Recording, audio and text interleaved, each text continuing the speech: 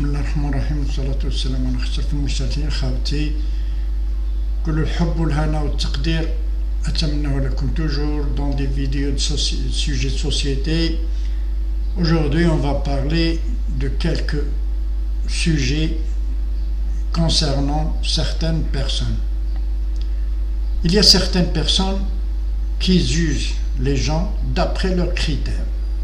Comment ça? Par exemple, moi, je suis par exemple rancunier, alors je vais les juger les autres d'après mon critère de rancune. Moi, je suis par exemple méprisant, je juge toutes les autres personnes avec ce critère méprisant. Alors que chaque personnalité a son expérience et son vécu, tout, personnalité diffère de l'autre personnalité. Il n'y a pas de personnalité identique. Même les jumeaux ou les jumelles ne sont pas dans leur personnalité identique. C'est la société, l'expérience, la religion, les traditions qui forment la personnalité d'une personne. Quelqu'un qui a un bon cœur, c'est-à-dire va juger les gens d'après son bon cœur. Parce que lui, quand il juge une personne, il dit qu'il y a une personne qui est bonne comme moi.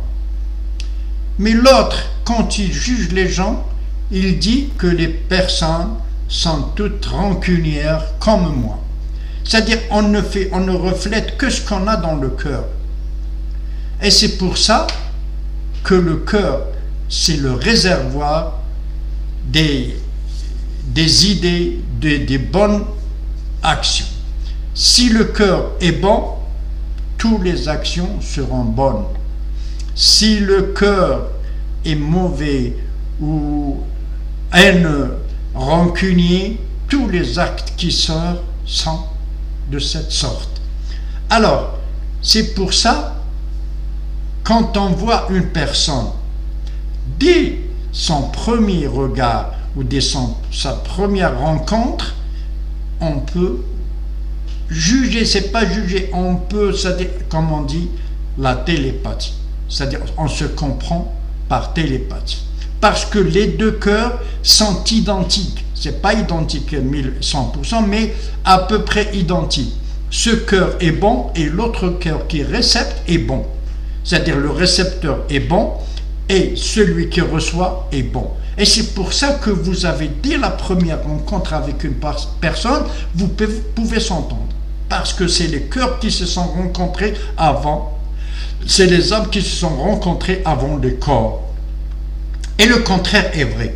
Si par exemple, premier contact ou première rencontre avec une personne, vous n'êtes pas à l'aise, c'est que votre cœur ou son cœur, quelqu'un des deux cœurs est mauvais.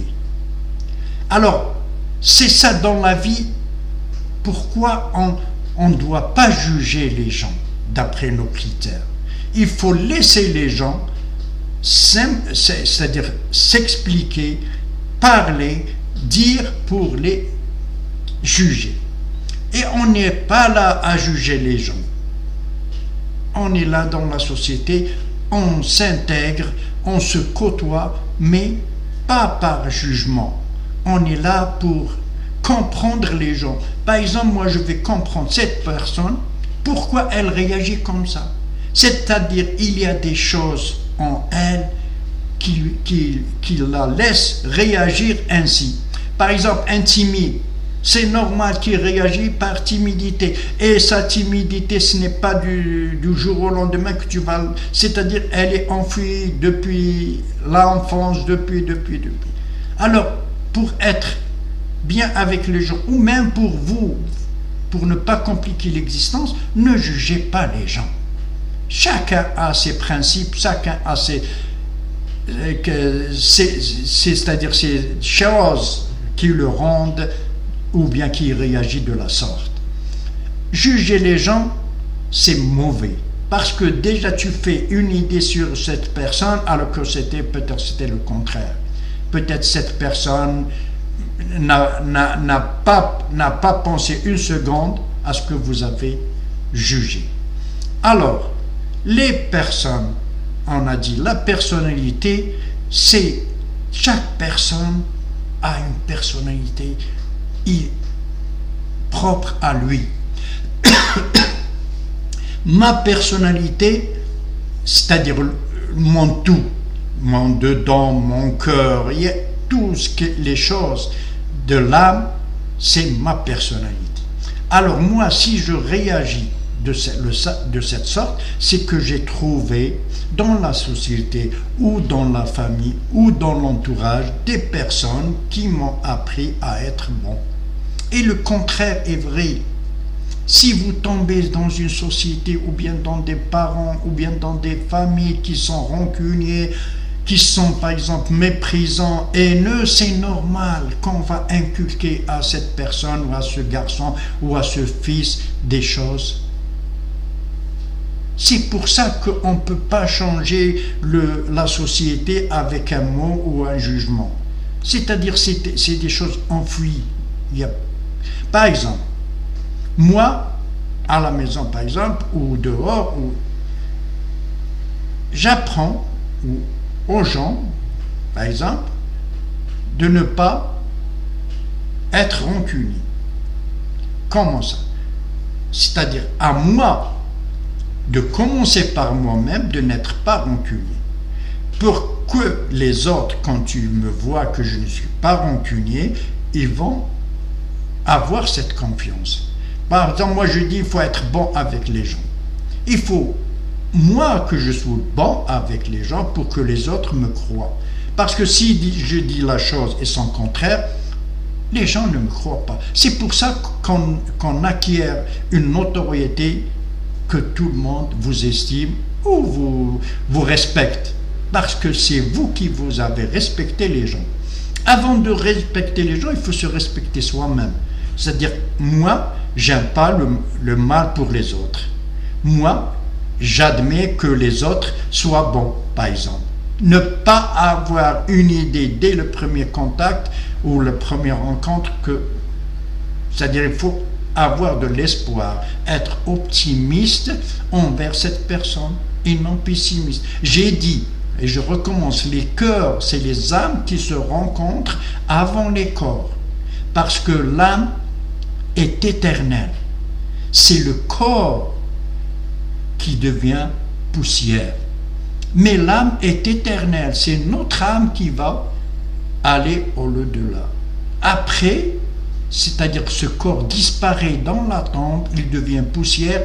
Et après, dans l'au-delà par exemple, Dieu, Allah, nous crée un autre corps avec d'autres lois, parce que la vie de l'au-delà est différente de la vie sur terre. La vie sur terre, c'est ainsi. Il y a des maladies, mais dans l'au-delà, il n'y a pas de maladie, il n'y a pas de rancune, il n'y a pas de... C'est pour ça que ce corps ne peut pas être adapté à cette vie. C'est pour ça Allah va nous donner un corps qui est adapté à cette vie. Et ce corps sera formé d'après nos actions, nos bonnes actions qu'on a fait dans la vie. C'est-à-dire, quand on était musulman, on était propre, on n'était pas rancunier, on est. Mais les gens qui sont rancuniers, qui font du mal aux gens, c'est ça, Dieu va leur un corps qui leur correspond à leur âme. C'est l'âme qui est éternelle. S'il faut, c'est-à-dire rendre saint, c'est l'âme. Le corps, il est là, devient poussière. Par exemple, si tu vas dans 3 ans, 4 ans, tu vas trouver tout le corps ou toute la chair est devenue poussière.